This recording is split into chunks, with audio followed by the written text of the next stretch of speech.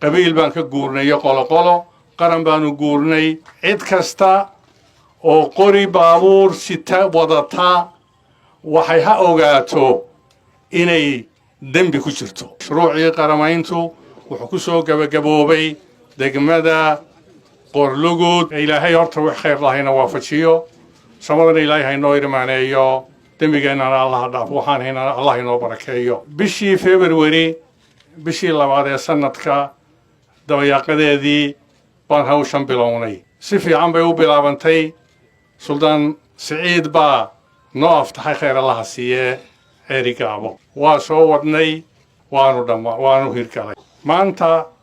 oo bisha afraad ee sanadka bisha Abriil ay tahay 27 marka hore aad baan ugu faraxsanahay degmada Qorlugud oo halkii laga bilaabay ciidanka madaniga inaanu maantana joogno gabagabadii mashruucii qaramaynta ciidamada madaniga mashruucaasi qiimo weyn ugu fadhiyaya Somaliland mashruucaasi waa mashruuc soo gabagabeeyay duruufo keenay marxalada adag keenay duruufo keenay in dadka shacabkii ay u hubqaataan oo wax ka xoog badan ay ku dhiiradaan oo si ay wadanka u difaacaan maanta waxaan ka guurnay qabyaalad iyo reer ciidamo leh waxaanu guurnay qarannimo oo waxa jira kaliya ciidanka Somaliland oo kaliya jira ciidan kale ma jiro saacada laga bilaabo ummadda Somaliland daliya dibadba waxaan u cadeynayaa saacada aan joogno oo bisha Abriil bisha afraad sanadku ay tahay 27 oo aan joogno degmada Qorlugud waxaan ummadda Somaliland yar iyo weyn mas'uul iyo qof mas'uul laga yahayba suldaan iyo cid kastaba meel kasta ay joogaan qolqol joog iyo qurba joog anoo ku hadlaya afka madaxweynaha Somaliland Cabdiraxmaan Cabdilaahi waxaan leeyahay oon cadeynayaa oon si cad u sheegayaa mashruucii qaramaynta ciidamada madaniga ee Somaliland inuu maanta soo gabagaboobay oo aanu ku xidhnay oo ku soo dhamaaday degmada Qorlugud saacada laga bilaabo cid kasta oo qori baabuur sita wadata waxay ha ogaato inay dembi ku jirto jananku ayag jooga ciidamada qalabka sida oo jananku hogaaminayo waxaan fariintan faraya iyadoo amar madaxweyne ah waxaan farayaa gaadiid kasta oo qori sida oo aan ahayn ciidanka jamhuuriyadda Somaliland waa in la qabtaa lama qarameynaya isaga waa la wareegayaa ciddii wadaana waa dambiile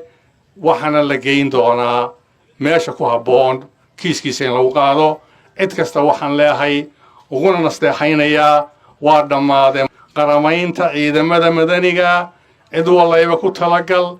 qofkii si kastaba ha u dhacdee meel wax ku ama mid cusub keena ama kii horeba meel ku qarsado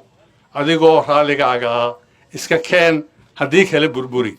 yaana lagu arkin haddii lagu arkana dambiila tahay waana lagala wareegayaa ummadda Somaliland cid kasta oo mashruuca goboladii aan soo marnay ee Sanaag iyo Saraar iyo halkan aanu joogno Buuhadla waxaan u cadeynayaa cid kasta oo nagala qayb qaadatay waa u mahadnaqanaa waxaan leenahay jasaakumullah khayr ilaahay waxaan ka rajaynayaa qabiil baan ka guurnay qolo qaran baanu guurnay in ilaahay inoo taam yeelo waxaan kaloo sheegayaa madaxweynuhu mar iyo lababa wuxuu ku baaqay gogol nabadeed inay Somaliland taalo cid kasta oo deriskaana waxaan ugu baaqanaa waa nabad waxaan nolol xukuntaa waa nabad ol waxba ma keenay dhibaato buu keenaa nabad baan ku baaqanaa deriska meel kasta ay joogaan cid kasta oo yihiin gaar ahaan